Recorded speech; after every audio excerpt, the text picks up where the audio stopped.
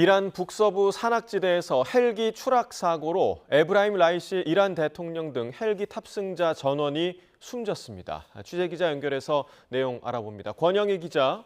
네, 국제부입니다. 네, 좀 충격적인 소식인데 이란 대통령이 헬리콥터 추락으로 사망했다고요? 사고 소식 전해주시죠. 네, 헬기 추락 사고를 당한 에브라임 라이시 이란 대통령 등 탑승자 전원이 숨졌습니다.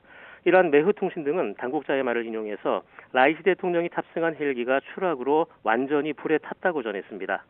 또 추락한 헬기 잔해 속에서 라이시 대통령과 외무장관이 숨진 채 발견됐다고 보도했습니다. 이란 국영TV 역시 헬기 추락 현장에서 아무런 생명의 신호도 없었다고 전했습니다. 앞서 이란 적신월사 대표도 구조대와 함께 헬기가 추락한 지점에 도착했지만 생존자는 발견되지 않았다고 말했습니다. 라이시 이란 대통령이 탄 헬기가 추락한 건 현지 시간 19일 오후입니다. 이란 북서부 산악지대 동아제르바이잔주 중부 바르즈건 인근의 디즈마르 지역인데요. 라이시 대통령 등은 이날 동아제르바이잔주에서 열린 기즈 갈라시 댐 준공식에 이람 알리예프 아제르바이잔 대통령과 함께 참석한 뒤 타브리즈로 돌아오던 중 사고를 당했습니다.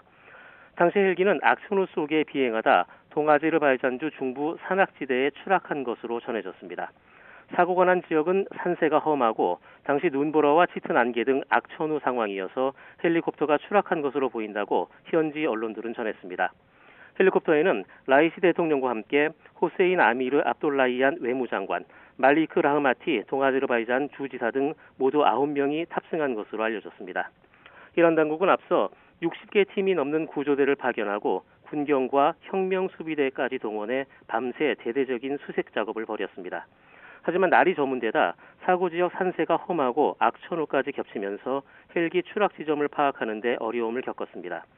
수색견과 드론을 동반해 사고 지역까지 걸어서 접근한 구조대는 조금 전 헬기가 추락한 지점에 도달했고 추락한 헬기는 모두 탄 채로 발견됐습니다. 라이시 대통령은 이란 행정부 수장으로 최고 지도자 아야톨라 알리 하메네이의 뒤를 잇는 사실상의 2인자입니다.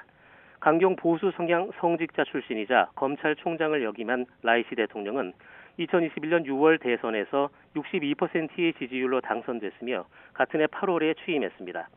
하메네이 최고 지도자는 헬기 사고로 숨진 라이시 대통령과 관리들을 위해 기도하면서도 이번 사고가 국정 운영에는 영향을 미치지 않을 것이며 이란 국민은 걱정할 필요가 없다고 강조했습니다.